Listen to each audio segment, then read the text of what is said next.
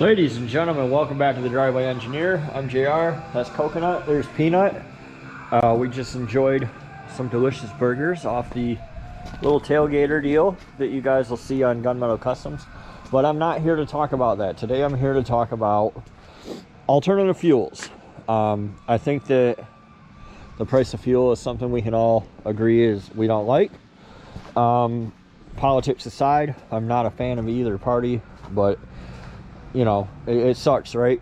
So something that I've been doing for quite some time is running different alternative fuels, which is why Marv is a thing. It's why the OM617 swap is a thing for me, and it's why the EcoDiesel is a thing for me. So I want to go over a broad overview. I want to see if there's any kind of real interest in this topic. Today we're going to talk about diesels, but tomorrow, well, not tomorrow, next week we can talk about gasoline, gasifiers, different methods of doing that as well. So just real quick, I'll do an overview of the vehicles I have, which kind of represent every possible basic, configuration of diesel you're going to find. So the Toyota is an indirect injected mechanical pump, dirt simple, low power, turbo diesel. That one will run on anything. It'll run on drain oil, it'll run on ATF, it'll run on hydraulic fluid, it'll run on vegetable oil, it'll run on biodiesel, it'll run on diesel, it'll run on kerosene. It'll run on anything. It'll almost run on piss. So that's why that's the thing. It's economical and it's tight, it fits in the trails well. We can use it like a side-by-side and carry our stuff. But the main reason is that one will run on everything. It's truly a flex fuel vehicle. If you step forward a few decades, you get to Marv, which is a Power Stroke. It's a 97. So it has HEUI injectors, it has a PCM, it has a semi-high pressure, what they would consider a high pressure injection system. It's not an IDI, it's directly injected, which means the injectors spray directly into the cylinder. It's higher pressure than the Toyota. This will still run on almost anything. They'll run on waste oil, they'll run on ATF, they'll run on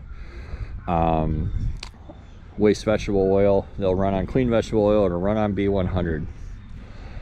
And come to my Ram, and now you're in a whole nother ball game. It's common rail, that's an EcoDiesel. It's a VM Motorai engine, which is actually ironically jointly developed with GM and the Italian company. And then when Fiat owned half of VM Motorai and GM owned the other half, and when Fiat bought Chrysler, they slated this engine for their Dodge Jeep vehicles. So this one's not so tolerant of miscellaneous bullshit. Now mine doesn't have a DPF or anything like that. Some hooligan stole it one day, and I was minding my own business. I was probably on my way to choir practice or something, but the emissions are gone from this. So this has run B100 almost since, for quite a while. About 100,000 miles on B100 in this. So there's multiple ways that you can do what you want to do in terms of alternative fuels in a diesel. If you want to run waste oil or ATF, this barrel has waste oil in it. So I put all my waste oil and ATF in there, and then what I have to do is worry about the viscosity. And there's some tests you can do, like a clean test or whatever. But the simple version is that I run it through a centrifuge to clean everything out of it, and I cut it with unleaded gas, and into the vehicles it goes. Not that one. I would not run waste oil in this one, but these other two, they'll be fine. We'll go in here and I'll show you guys some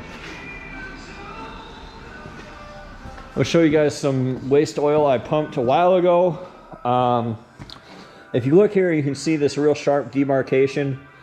This is water at the bottom and this is waste oil at the top. So if you look in there, you see just dirty oil. Down here is water. I got this from a local bar. People ask where I get my fuel from. I get it from local bars and restaurants, by which I don't mean the KFC a couple blocks away. I mean something that a mom and pop owns, and I go in there and I say, hey, how you doing? Can I have your oil? And they say sure. So you don't have to have a centrifuge to use waste vegetable oil. There's a couple ways you can do it. As you see, the water will fall out pretty much on its own if you're patient and you just wait. I've had this sitting here for 2 weeks to show you guys that. Well, I'm not gonna lie, it was in the back of my Ford, but I just carried it in here. So all I do with my waste motor or waste vegetable oil is dump it through. I moved all this stuff, but I dump it through a jean leg that's sewn up and wrapped around a ring that drops through the hole in there. So I dump it in there and it filters all the chunks out. Now from there, what you're gonna wanna do, you probably don't have a centrifuge and that's okay. You don't have to have one. What you're gonna wanna do is run it through some increasingly smaller and finer filters till you get down to like 1 micron. And I'll link to some that you can use below.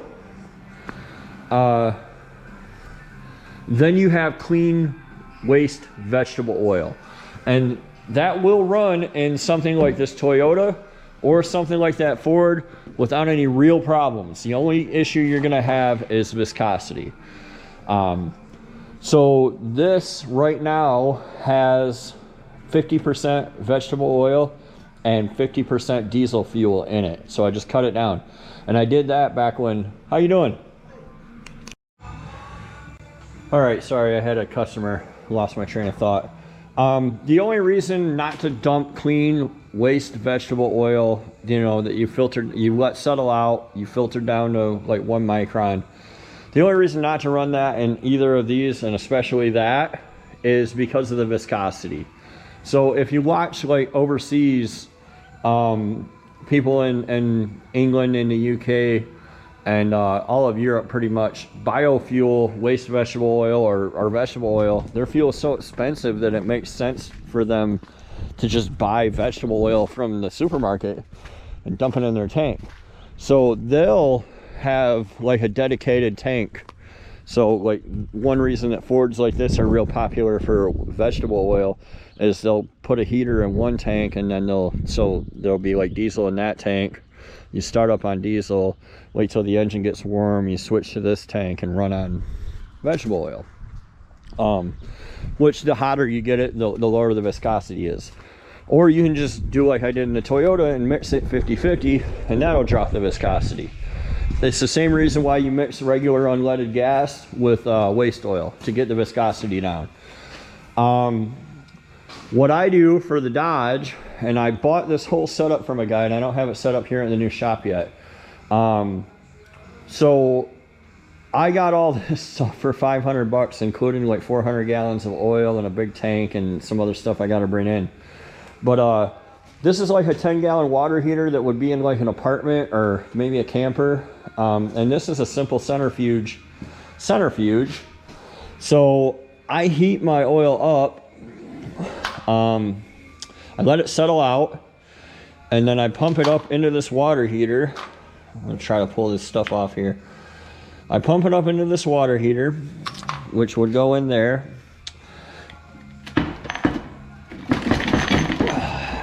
This thing's stuck, of course. Why wouldn't it be?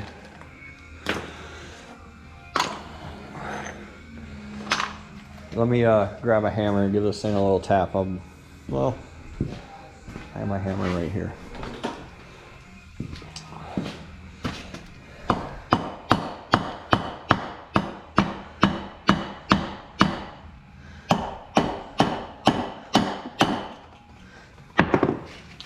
I don't think that did shit. So yeah, the oil will get everywhere and gum everything up. I make 55 gallons at a time because it makes my math easier. And like most things in life, I don't overthink it a lot. But sorry, I'm all over the place, I know. Alright. So to show you guys how this works. See, I got a gasket. The lid's gasketed. Something just fell out of it.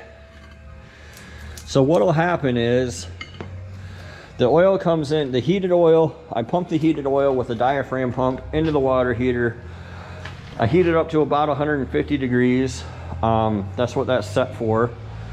And then from there, it drizzles into the center of the centrifuge, and this thing spins around, and the oil is heavier than the water. So it'll fly, the water and everything else will come out, all the dirt.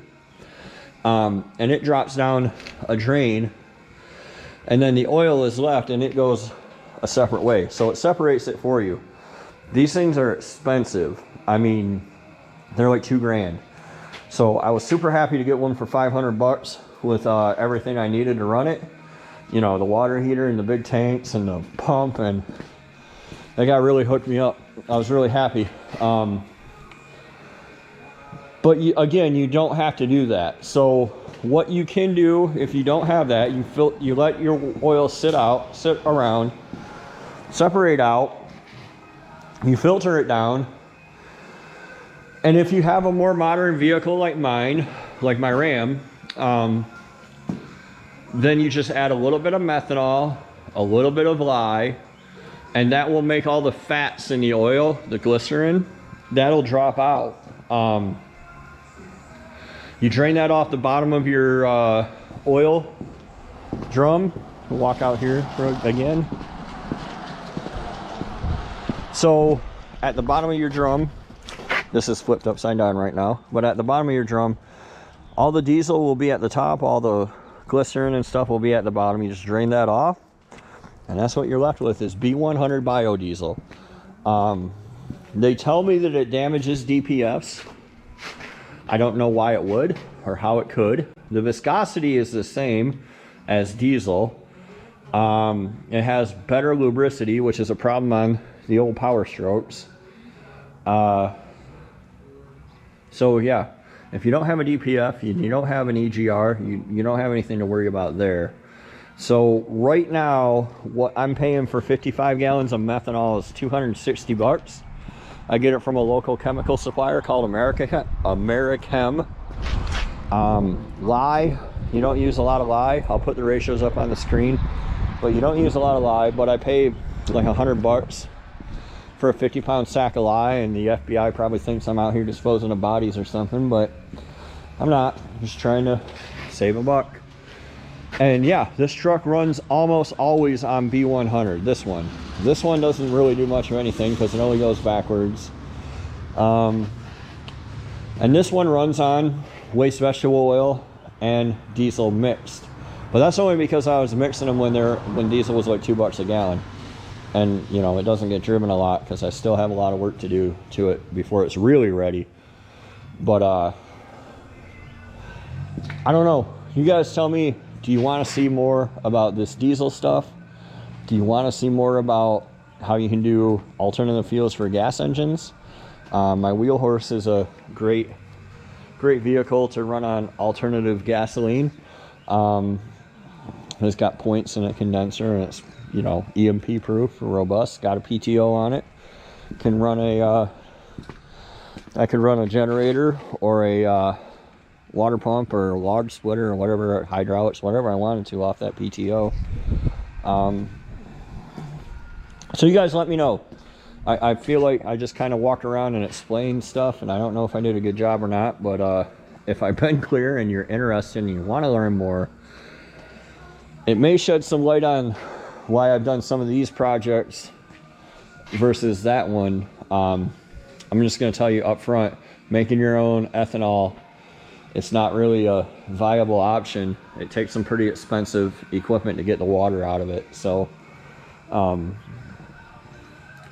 but yeah, alternative fuels, that's a brief overview. Hope it helps, and hope you guys enjoyed.